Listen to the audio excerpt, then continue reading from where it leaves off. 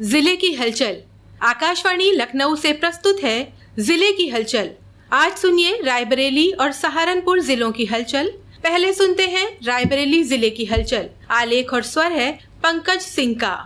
रक्षाबंधन और कांवड़ यात्रा को देखते हुए खाद्य सुरक्षा विभाग ने जिले में बड़ी कार्रवाई की तैयारी शुरू कर दी है। सहायक आयुक्त खाद्य मानिक चंद्र सिंह ने सभी होटल, रेस्टोरेंट और मिठाई प्रतिष्ठानों के संचालकों को सख्त निर्देश जारी करते हुए गुणवत्ता और साफ सफाई में किसी भी प्रकार की लापरवाही न बरतने की चेतावनी दी है। सहायक आयुक्त ने स्पष्ट किया कि मिठाइयों से भरी ट्रे पर बेस्ट बिफोर और यूज्ड बाय की जानकारी वाले स्टिकर अनिवार्य रूप से लगाए जाएं। बिना लेवल के मिठाइयों की बिक्री पाए जाने पर खाद्य सुरक्षा अधिनियम के तहत कार्रवाई की जाएगी। कांवड़ यात्रा मार्ग पर पड़ने वाली खाद्य दुकानों पर उपभोक्ताओं की शिकायत और फीडबैक के लिए QR बार कोड प्रणाली लागू की गई है, ताकि श्रद्धालु सीधे विभाग तक शिकायत दर्ज करा सकें। होटल और रेस्टोरेंट से निकलने वाले इस्तेमाल किए गए तेल के सुरक्षित निस्तारण और प्रबंधन के संबंध में भी विस्तृत दिशा निर्देश जारी किए गए हैं। मिलावटी खाद्य पदार्थों की बिक्री रोकने के लिए विभाग ने विशेष सचल दल तैनात किया है, जो लगातार बाजारों, मिठाई दुकानों और भोजनालयों की जांच कर रहा है। रक्षाबंधन को देखते हुए मिठाइयों के लगातार नमूने लेकर प्रयोगशाला जांच के लिए भेजे जा रहे हैं।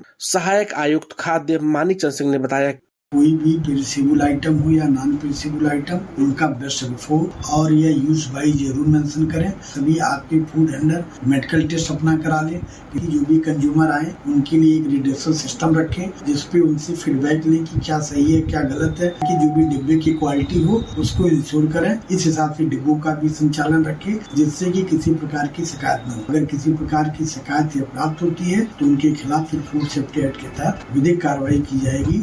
श्रावण मास में आबकारी विभाग ने कांवड़ यात्रा में पड़ने वाली शराब की सभी दुकानों को कपड़े से ढकवा दिया है। जनपद में लालगंज, डलमऊ, सलोन व ऊंचाहार के मार्ग ऐसे हैं जहां से श्रद्धालु पैदल चलकर गंगा घाट पहुंचते हैं। इन सभी मार्गों में पड़ने वाली शराब की दुकानों को ढकवाने का निर्देश दिया गया है। जिला आबकारी अधिकारी दिनेश कुमार ने बताया, जिले में कुल 58 दुकानें चिन्हित की गई हैं, जिन्हें कपड़े से ढका गया है। और कपड़े से ढकने का मुख्य कारण यही है कि जो कांवड़ यात्रा के मार्ग में दुकानें लोगों को दिखाई ना पड़े, उनका ध्यान रखना है, कोई किसी प्रकार का व्यवधान पैदा ना हो। परिक्षेत्र में पड़ने वाले सभी संदिग्ध ग्रामों पर भी हम सतत निगरानी रख रहे हैं और लगातार हमारी प्रवर्तन कार्यवाही की जा रही है।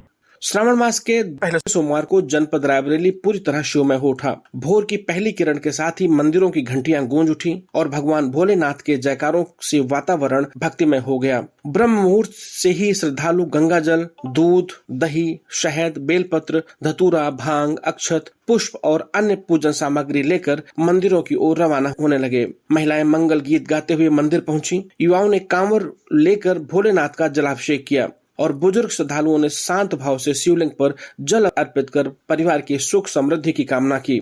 शहर के प्रसिद्ध जगमोहनेश्वर मंदिर में सुबह 4 बजे से ही श्रद्धालुओं की लंबी कतार लगनी शुरू हो गई। मंदिर परिसर के बाहर सैकड़ों श्रद्धालु हाथों में जल कलश और पूजा सामग्री लिए अपनी बारी का इंतजार करते दिखाई दिए। मंदिर में प्रवेश के लिए अलग अलग कतारें बनाई गई थीं, ताकि महिलाओं, बुजुर्गों और बच्चों को असुविधा न हो। रायबरेली के ओई गांव में बारिश के जमीन धंसने से एक सुरंग और पक्की दीवार जैसी संरचना दिखाई दी। इस अनोखी संरचना को देखने के लिए देखते ही देखते पूरे गांव की भीड़ जमा हो गई। मामले की गंभीरता को देखते हुए SDM महाराजगंज और भारतीय पुरातत्व सर्वेक्षण यानी ASI लखनऊ मंडल की टीम मौके पर पहुंची। सहायक पुरातत्वविद डॉक्टर मनोज कुमार यादव के नेतृत्व में टीम सीढ़ी के सहारे इस रहस्यमय सुरंग के अंदर उतरी। सुरंग के अंदर जांच के दौरान पुरातत्व विभाग की टीम को कई ऐतिहासिक चीजें मिली हैं। यहाँ से प्राचीन काल की पुरानी ईंटें, मिट्टी की सुराही और एक हैंडल वाली धूपदानी बरामद की गई है। एक्सपर्ट के शुरुआती आकलन के मुताबिक ये सभी अवशेष कुषाण कालीन बताए जा रहे हैं। इतना ही नहीं, जांच के दौरान गांव के ही रहने वाले अशोक प्रताप मौर्य के पास से भी कई प्राचीन अवशेष मिले हैं, जिन्हें वो 1985 से सहेज कर रखे हैं। बताया जा रहा है यह ओई भीट पुरातत्व विभाग के अभिलेखों में दर्ज एक ऐतिहासिक स्थल है। सुरक्षा के लिहाज से प्रशासन ने पूरे इलाके को सील कर दिया है। मौके पर भारी पुलिस बल तैनात है और ग्रामीणों को गड्ढे के पास जाने से मना किया गया है। ASI की विस्तृत रिपोर्ट आने के बाद ही इस प्राचीन और ऐतिहासिक सुरंग के बारे में और जानकारी मिल सकेगी।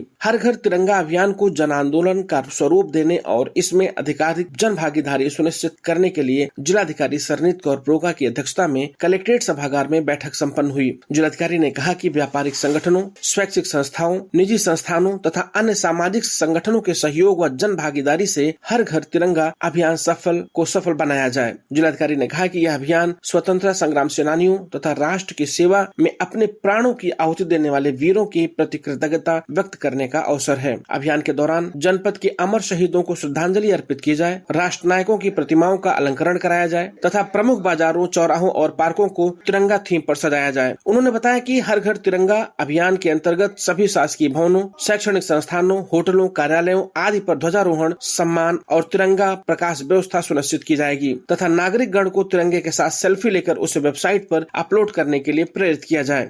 रायबरेली जिले की हलचल के बाद आइए सुनते हैं सहारनपुर जिले की हलचल। आलेख और स्वर है विजयंत कुमार सैनी का। सहारनपुर में श्रावण कावड़ यात्रा सकुशल ढंग से संपन्न हुई। हरिद्वार से गंगा जल लेकर यहां से अपने गंतव्य की ओर रवाना हुए लाखों शिव भक्तों के जय घोष से जिला शिवमय बना रहा। कावड़ मार्ग पर जगह जगह सेवा शिविर, भंडारे और स्वागत कार्यक्रम आयोजित किए गए। प्रशासन और पुलिस की कड़ी सुरक्षा व्यवस्था के बीच कावड़ियों पर हेलीकॉप्टर से पुष्प वर्षा की गई। हर हर महादेव और बोल बोल बम के जय घोष से वातावरण भक्ति में रहा। मंडलायुक्त डॉक्टर रुपेश कुमार एवं डीआईजी अभिषेक सिंह के निर्देशों के क्रम में जिलाधिकारी अरविंद कुमार चौहान, एसएसपी अभिनंदन, नगर आयुक्त शिबू गिरी, सीडीओ सुमित राजेश महाजन के नेतृत्व में यात्रा को सुरक्षित और सुविधाजनक बनाने के लिए प्रशासन ने पूरे कावड़ मार्ग को 3 सुपर जोन, 11 जोन और 23 सेक्टरों में बांटकर 69 सेक्टर मजिस्ट्रेट तैनात किए। 4 नियंत्रण कक्षों में 54 अधिकारी कर्मचारी 24 घंटे ड्यूटी पर रहे। 12 प्रमुख मंदिरों पर जलाभिषेक के लिए 14 मजिस्ट्रेट तैनात किए गए। 40 अस्थायी चौकियां, 27 बैरियर, 32 पिकेट, 15 वॉच टावर स्थापित किए गए। कावड़ मार्ग पर स्ट्रीट लाइट, जनरेटर, शौचालय और खाद्य सुरक्षा की व्यवस्था की गई। करीब 148 ढाबों, रेस्टोरेंट और होटलों की नियमित जांच भी की गई। कावड़ियों के स्वागत में मंडलायुक्त डॉक्टर रुपेश कुमार और डीआईजी अभिषेक सिंह ने हेलीकॉप्टर से पुष्प वर्षा की। इससे एक दिन पूर्व नगर निगम की ओर से महापौर डॉक्टर अजय कुमार ने भी नगर आयुक्त शिबू गिरी और योग गुरु भारत भूषण के साथ हेलीकॉप्टर से कावड़ियों पर फूल बरसाए। वहीं गागलहेड़ी में करीब 2,70,000 रुपए के नोटों से सजी कावड़ भी आकर्षण बनी। जिले में युवाओं को राष्ट्र निर्माण से जोड़ने के लिए माई भारत पोर्टल पर पंजीकरण अभियान चलाया जा रहा है। जिलाधिकारी की अध्यक्षता में हुई जिला सलाहकार समिति की बैठक में युवाओं को स्वयं सेवा, कौशल विकास, इंटर्नशिप और नेतृत्व विकास के अवसरों की जानकारी दी गई। ब्लॉक, ग्राम पंचायत और शहरी वार्ड स्तर पर अधिक से अधिक युवाओं को पंजीकरण कराने के निर्देश दिए गए हैं। शिक्षा के क्षेत्र में पीएम श्री जवाहर नवोदय विद्यालय की वार्षिक पत्रिका नवोदय प्रभात का डीएम अरविंद कुमार चौहान ने विमोचन किया।